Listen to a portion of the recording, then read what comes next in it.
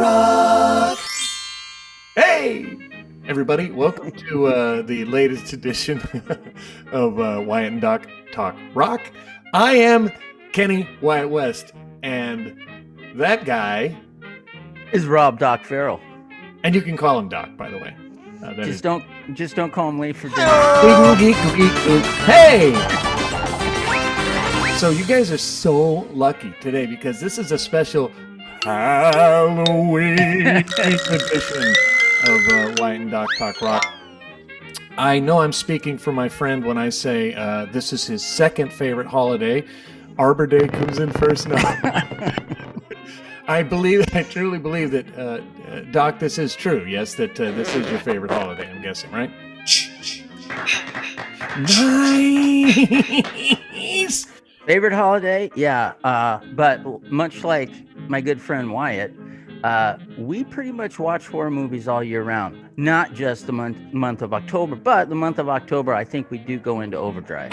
Yeah, I agree. It's like chock full. Dude, I watched one yesterday. I have to be honest with you. I thought it would be great, and I started falling asleep. I'd never seen it before. Have you watched Apollo 18? No, but I've seen it. I mean, I've seen it like in the little preview things with the astronaut looks like he's getting dragged away or whatever. Yeah, listen, if you're having trouble sleeping, watch that one. Throw on, yeah. So I actually have been watching The Haunting of Bly Manor. Dude, how is it? Is it good? I like it. So let me just tell you, the Legend of Hill House, which of course was directed by the same guy, and I'm a huge Mike Flanagan fan. I think he's great. Yeah. I absolutely love that. But then a lot of people in my horror groups and a couple of my students' parents who are big on horror told me that Bly Manor was kind of sleepy and a slow burn.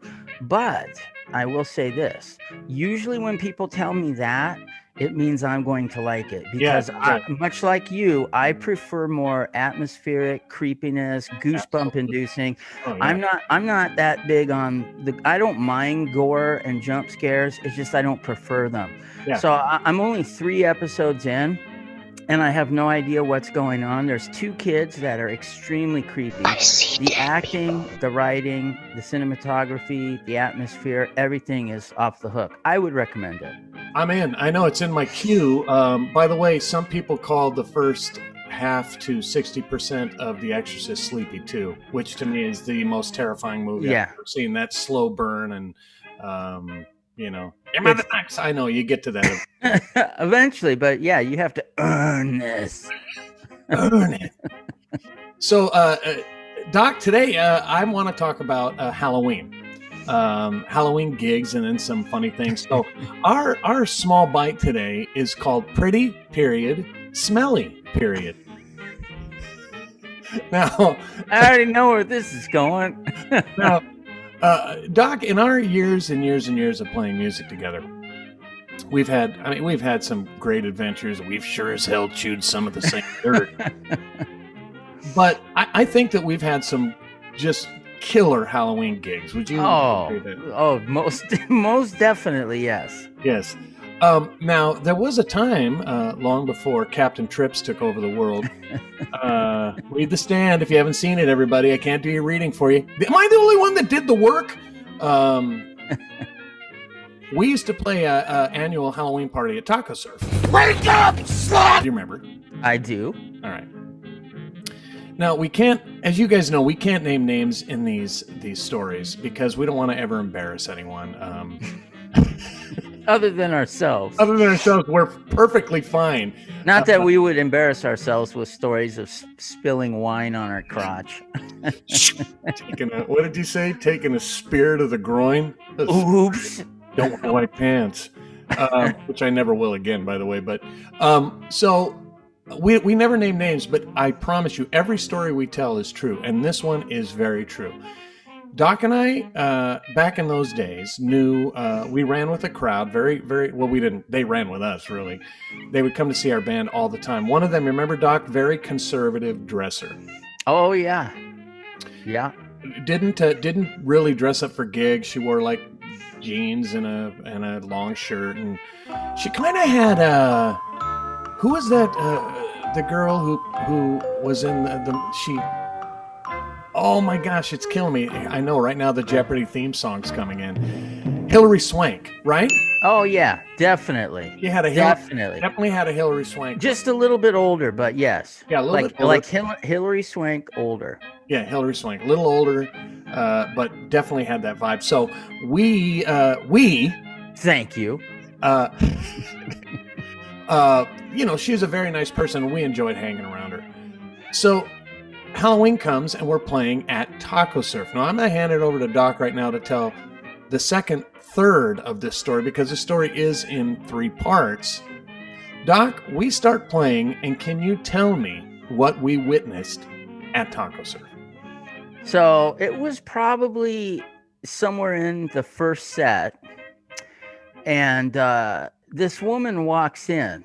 Packed, by the way, packed house. Yeah, packed house. Like it. When is it not packed house? Right. When we're there. That was pretty pretentious. She walked in with her friend, and she and her friend were dressed like Lady Marmalade.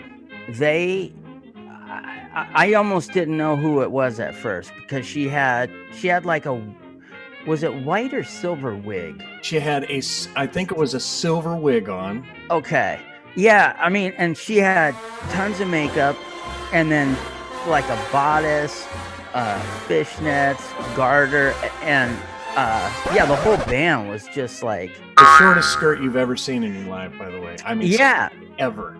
And we didn't even at first know it was her, because even if we had recognized her, we never would have thought she would ever have worn something like that, because she never wore anything even remotely revealing. Nothing. She was so conservative, which was fine. She was a very nice person, but you would never think that would have been her. So we're playing. Packed house. We're playing, and of course, being the drummer, I tend to like look at everybody's backs. But I'll never forget this. I'm looking at Kenny's back like this, and he turns around like this, looking right at me, and I was like, "Hey, what happened?" Because we didn't know who she was at first. What happened? Hey, what happened? So now we're kind of excited to like get done with the set, so we can kind of do a little recon kicks butt and find out what's going on. Like find out what's going on. So being the front man of the band, Kenny is usually what we refer to as the point man. So he tends to go out and do a lot of the PR work. Tip of the spear. Yeah, he's the guy in the bush with the shotgun with double-aught buck, clearing collateral damage, clearing the path for the rest of the people. Okay, we call that the tip of the spear. So anyhow, we finish, and now I'm going to turn it back over to my dear friend Wyatt. So when I keep saying this place was packed, because it was packed. It's normally packed anyway when we play there. By the way, that wasn't pretentious. That's just truth. We're so fortunate. We're so lucky to have so many nice friends who make time to come and see us. We're blessed that way. Thank you very much. This particular night was, double packed. You could not walk. And the reason that's important is because it was hotter than hell in that room. Did not have the side windows open. Right, Doc? No air conditioning at the time. No air conditioning. It really felt like a sauna, okay? And Doc's sweaty. I don't remember we dressed up as Doc, but I'm sweaty. The rest of the band's sweaty.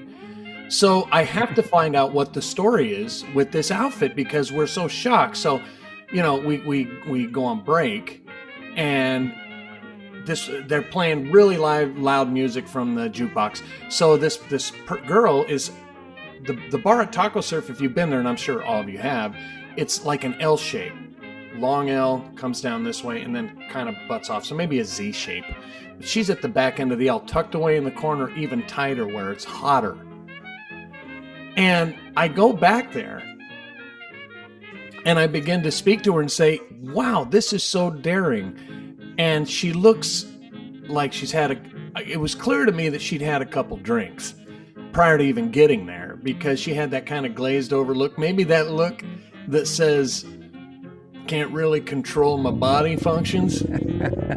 She needed the drinks in order to dress like that, because I don't think she would have dressed like that without some liquid courage. I agree 100%. They had to have got her on the juice prior to even getting to taco surfing. She was drinking, I think, of vodka, straight vodka when I went over. Vodka toniker. Yeah. So I get over there, it's packed, we're shoulder to shoulder with people, and I'm talking to her, and she's the only one facing me at the bar. Everyone else is behind me.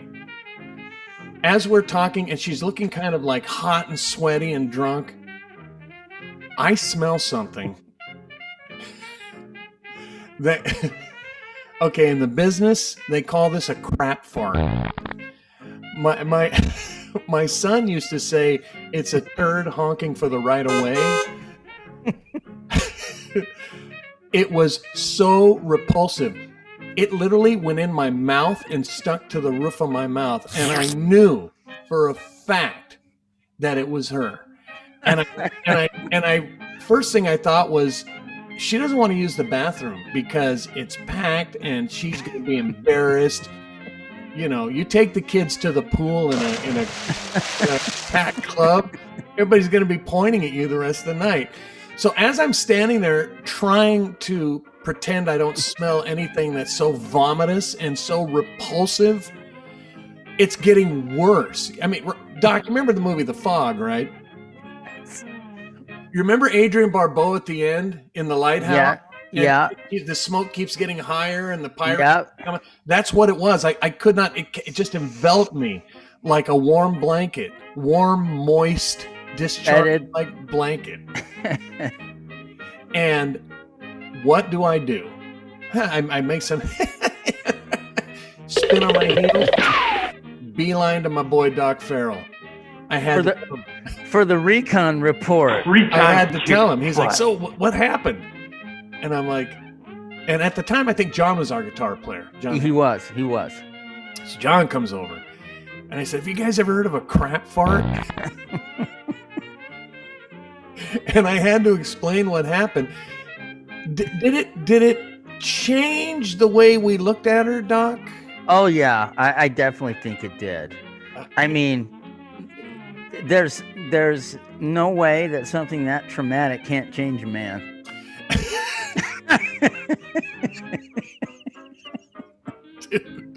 It was, and so every time she walked by, I think I'd turn to Doc and I'd go, or you would act like a dog with peanut butter on the roof of its mouth. Oh, yeah, it was horrific. And I've, ultimately, like, everything, it had to be, it was the perfect storm, right? I mean, it's the first time she ever dresses like that. The place is so packed that the moisture and the heat, it was like a turd sauna in there. It was so bad. And, and she knew, like, it was like two people in an elevator and you smell something. Clearly there's only one culprit. And so that was our that was one of our many Halloween stories there.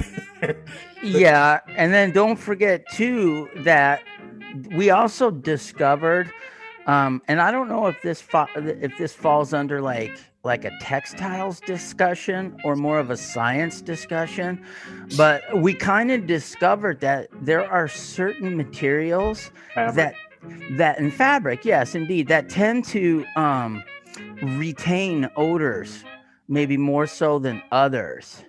And we came to the conclusion that you don't want to fool around with nylon, just like you don't want to fool around with white jeans. You don't want to gamble. You don't want to take any chances with nylon. You don't want to risk it. What's that? Doc, I believe you coined a phrase that we've been using for 17, almost 18 years. When nylon smells bad, what was that phrase? What did you call it? I think we called it assy nylon. Assy nylon. So, folks, now you're really in the lexicon right now of Party Jones and Wyatt and Doc, because you've learned Doc drinks his fee out of a Jason mug. Every morning. Assy nylon. 365 too, not just during the month of October. Yeah, I know. It's a true story. So yeah, there's a lot of heat generated down there anyway. But boy, you put a dollop of yogurt-like flatulence on top of it, you're doomed. We were doomed. Yes, like Crazy Ralph and Friday the 13th. All doomed. Exactly, that was us. But that you literally were the definition of point man and taking one for the team. Wow. Way to go, a-hole! Well, yeah, you have to do that. I mean, I think I'm most comfortable just going out and talking to people, but to say that was a scary Halloween gig, we really mean that in more ways than one. Now, that was our small bite. Pretty, period. Smelly, period. Now we're going to go to the whole enchilada. Now, this is great because in post-production, I can always beep the naughty words out, but this is a crazy audience. We could tell a lot of stories about crazy audience. And Doc, I'm going to throw some stuff at you. Some of it I bet you know already. I'm going to ask you if you know who Cynthia Albritton is.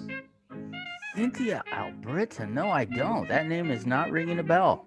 Maybe you'll know her by her sort of nickname. Have you ever heard of the Plaster Caster? Plaster Caster? No. Really? I have not. Okay.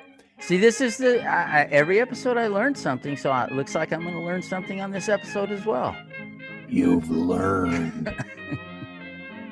She was the woman in the 60s who would go around to these rock stars, Jimi Hendrix and others. Oh, and cast their privates? Cast their privates. Okay.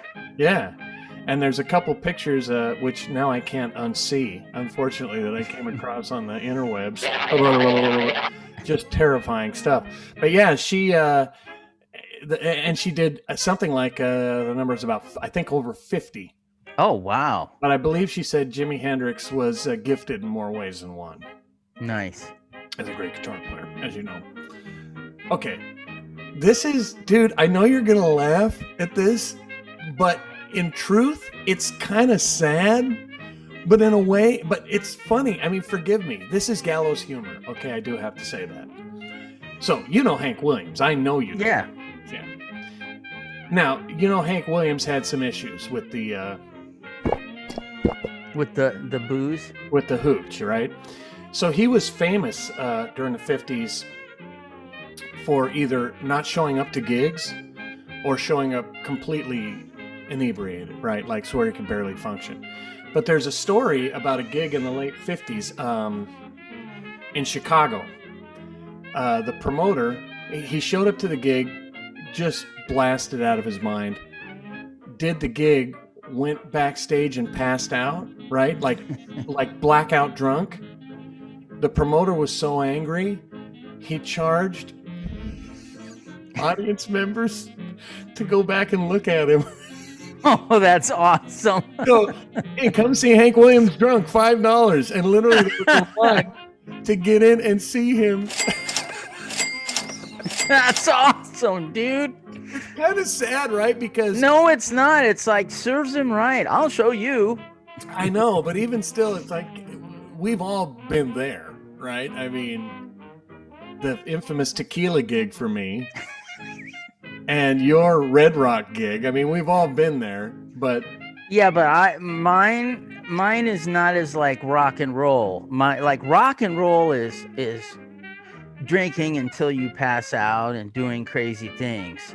Mine is having like one drink over my limit and then going, ooh, not passing go, not collecting $200, just going straight to the bathroom with the hangover. What time is it? Time to turn down Kenny's bed. Put a mint on the pillow because I feel bad because I had to check out early. Oh yeah.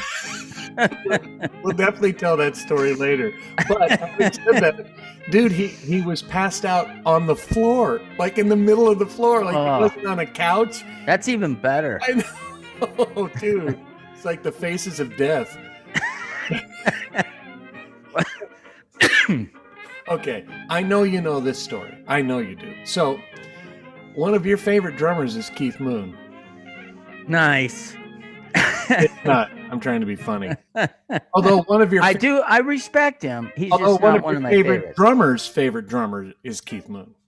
That's true. That's true. Actually, there's a lot of drummers that I love that cite Moon as an influence. Yeah, Neil Peart is who I'm talking about specifically, who loved Keith Moon, and you can hear it in his playing. Although he was far more precise and disciplined, and Just a little bit. but he did love him some. Put a fill here, put a fill there, here a fill, there a fill, everywhere a fill. So anyway, there's a famous story, and I know you might have heard this, maybe you didn't. 1973. I'm checking my notes just to make sure I'm on top of everything perfectly. The Who played the Cow Palace in San Francisco, right? Ding, ding, ding, ding, ding, ding, ding, ding. Keith Moon had taken, they said it was elephant tranquilizers or horse tranquilizers. It wasn't. It was PCP. He loaded up on That's much better. Yeah, that's better. He wanted to be healthy. So he took a bunch of PCP and started passing out in the middle of the gig. Have you ever heard this story? You've heard it. I think I have heard this one. So literally he passed out once in the middle of Won't Get Fooled Again, which is, if there's a song you shouldn't pass out in, right? That anthemic, man, I love that song. And there's so much going on in there. And he's like, so they lift him up once. The roadies come out and lift him up, and he's like, and then they literally have to carry him out. He can't play. Pete was furious with him. Oh, he was so angry because that's humiliating, man. Mm-hmm. Thank God I don't think that's ever happened to us. No, I've certainly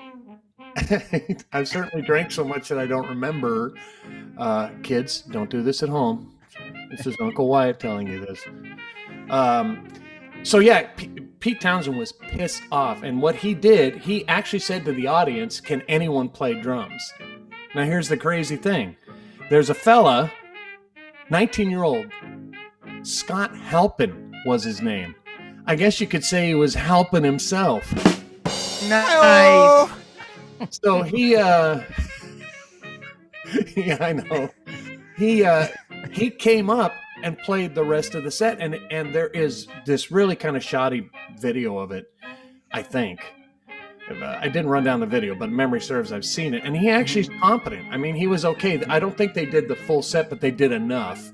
Yeah, and he didn't make a fool of himself. He kept good time, and he took it seriously. Yeah, I think we know other guys who have volunteered for gigs, sub gigs with this band who, you know what I'm about to say, but I won't say it. Anyway, I think you're thinking of one, and I'm thinking of another, but they're both the outcomes are the same. The outcomes are the same. All I know is this: sometimes their eyes are bigger than their stomach. So yeah, and the cool thing was, it's cool and it's sad. The end of the story is they gave him a leather jacket, this bitchin' Who leather jacket that he had it stolen. Oh man! But he still has the memory of going up there and playing with the Who. Not bad. Yeah. Is he still alive? Do you know? That I do not know, but he was 19 in 73, so I'm imagining, yeah. He could still be. Yeah. He should write a book, My Night with the Who. Oh, God. Hey, I just can't even imagine how cool that would be. Just to get up to, I know. It's like, you know who does that a lot is, what's-his-face from Foo Fighters, Dave Grohl. Yeah. He's inviting guys up. That guy is so cool, man. Very cool. You know, another nice story, too, is the Ripper Owens one. I've not heard this. Could you share?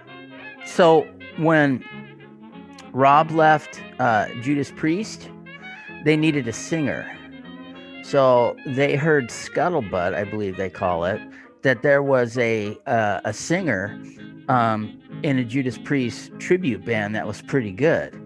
So Judas Priest kind of go to this club to see him play, and they're blown away. And they basically offer him the gig. So I'm not positive, but I think he had that gig until Rob came back. Yeah. So I'm just thinking about how cool it is that, you know, this 19-year-old kid going to see probably his favorite band play, and then he gets the opportunity to play a set with them. Yeah. And then Ripper Owens, who basically has like fashioned and patterned his whole singing after Rob Halpert. Halpert, is that his name? Yeah, Rob Halpert. Yeah. And then he gets to front his favorite band. Pretty cool. Yeah, that's pretty amazing. You know, I remember reading at the end when they brought Rob back, he said to Ripper, it was pretty cool, but he said, "Hey man, you're breaking the law. You think you're in this band, you got another thing coming." Anyway, You're full of them today. Nice. My mom would always say, "You're full of pee and vinegar," and I was Nice. afraid if you mix those two, it would blow up. When I was a little kid, Nice. I never tried it, but the day is young. Okay, great song by the Beatles called "She Came In Through the Bathroom Window" off Abbey Road, which is a masterpiece. And by the way, it says it right here in this science book I have. And don't argue with science, everyone. Science. So, she came in through the bathroom window. Great song, right? Everybody knows Yes. it. Ringo, great. Motivated by a crazy fan. Back in those days, McCartney wouldn't lock his doors and windows. and a crazy fan, according to this, snuck in through his bathroom window and stole a pair of his pants and some other things. Wow. And so he got motivation for that song based upon somebody coming in. A crazy fan. Wow. Crazy fan. And apparently he said she wasn't like, you know how fans these days are like edgy, edgy, like they really are crazy, like Right. crazy stuff. I guess this was one of those innocent, like Beatlemania Beatle fans. He had a dialogue with her later on. Everything was cool. Yeah, she probably just wanted like trinkets, not like these stalkers that, try to break into a house and kill somebody. Yeah, exactly. That's where things got weird. But apparently, here's a little bit of trivia for you. They used to call those people who hung around Abbey Road, all the fans, they call them apple scruffs, because they would be there day and night, rain or shine, just wanting to see the Beatles, talk to them. And George Harrison wrote a song called Apple Scruffs about them. And they would come. They were very polite. They weren't weird or anything like that. So yeah, in those days, I think it was a little more innocent than now. Like now, it's weird, man. Like you just want to kill kill the man who. I have to kill the thing I love.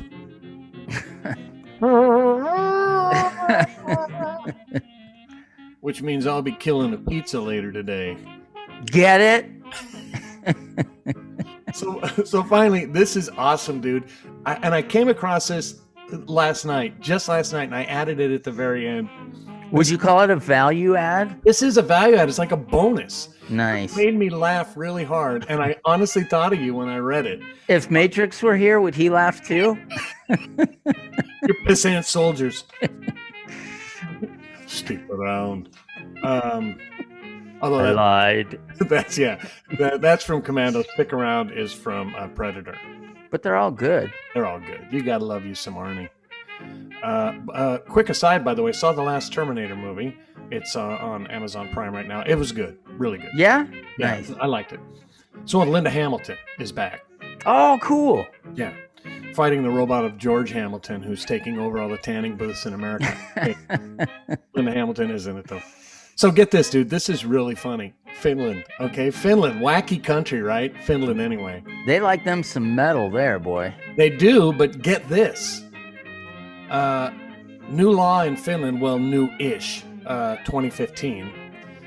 Fans can now demand refunds for crappy concerts. Wow. How do they justify that? Here it is.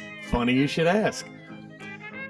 The Finnish Consumer Disputes Board has handed down its ruling in a case stemming from a 2013 Chuck Berry show in which Berry claimed he was suffering from a cold, although I think we all know Chuck Berry in his later years was kind of grumpy on the road.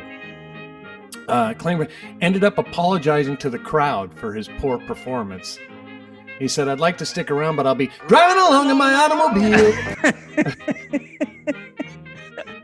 So, Oh my God, dude. You are on fire. thank you.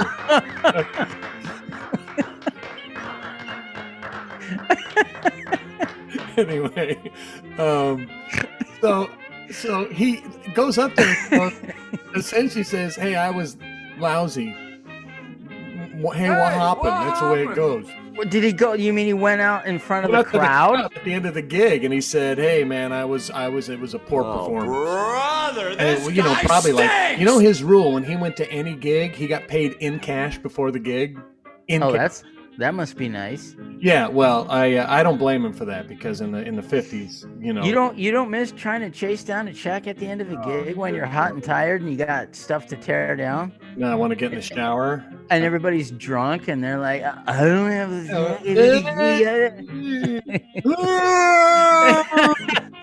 Halloween. Yeah, it sounds like the Disneyland. Remember that Disneyland? I used to have that record and it scared the heck out of me with the chains and stuff. You mean the one I have? The one that I've already digitized and have WAV files for? You mean that one? You mean the one that... I mean the one that you're going to Dropbox me. Oh, dude, and I'll hotbox you after that. But it's dude, get this. Not only do I have it, you know, real quick, I'm sorry to deviate from the end of the story, everybody, but this is a pertinent point about chilling, thrilling sounds of the haunted house. Love that. So we're doing a Halloween concert in my neighborhood, 2 to 5, because nobody's doing trick-or-treating, so I'm going to play with tracks like I do. And I'm working up all these Halloween songs. So, of course, I got Monster Mash, and I finished Thriller last night. But the beauty thing is, it's littered. With those sound effects? With those sound effects. Oh, like, man. Yeah.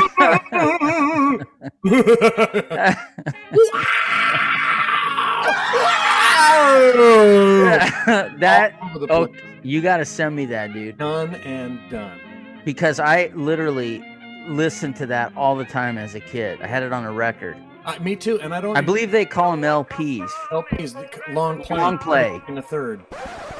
You remember the first half of that had the narrator telling a story, and then the second half was just the sound effects. And guess what? Right. You get both halves. That makes a whole.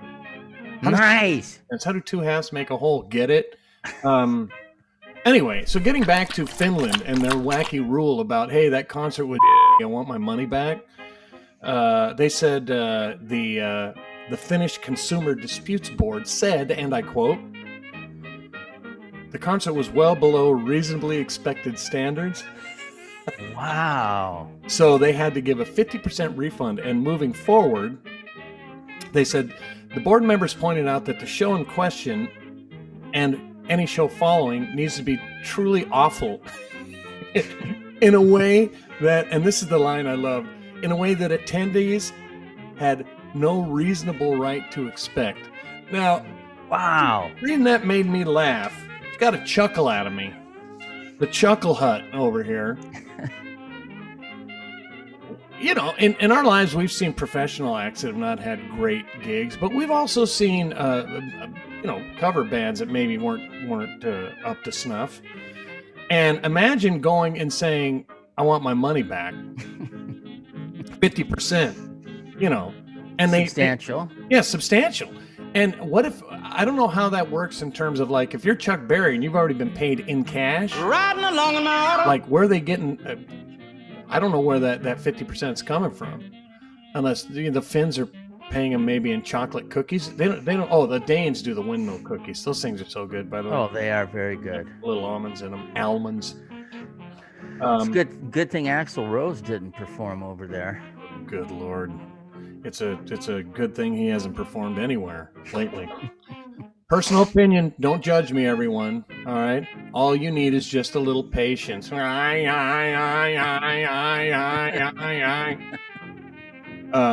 Anyway, so I guess that buttons it up, Doc. That was the whole enchilada there for our special Halloween episode. And I know it's well before Halloween, but Doc and I happen to love Halloween. So if we... It starts on October 1st for me. That's when my decorations go up outside. Amen. And by the way, I think it's only fair... I'm going to make this joke. I don't want anybody to judge me. It's a joke. I think it's only fair that we celebrate Satan's birthday as well, October 3rd. Nice. It's a joke. God. Somebody's going to write in the comments. I know. Somebody's going to say, hey, man. Not cool. Not cool. Birds of the air. Anyway, just Google that and you'll know what I mean. Anyway, so thanks Oh, look at him going after it. Thanks, everybody, for showing up for our special Halloween episode. As always, please subscribe. If you dig what we're doing, go to the Party Jones website or the Kenny West website. Can I start that over? Oh, man, I almost made it through without a bonehead flub. Moron. If you dig what we're doing, subscribe and go to either one of our Facebook pages. That's Rob Farrell, Kenny West, or Party Jones. Let us know what you think. And, hey, do you want us to talk about something? We have a lot of stories. Nice. Tie into the bigger picture. Is this not correct, Doc? That is correct, sir. Okay, I had to check. We're open to suggestions. Just don't say, hey, what'd you do with all that money your mom gave you for webcast lessons or something stupid like that. Don't do that. But Get it? Give us a topic, and we'll be glad to do it. So once again, I am Kenny Wyatt West. And I'm Rob Doc Farrell. And you can call him Doc. That's his real nickname. But later, guys. Oh. Don't call him late for dinner. Oh!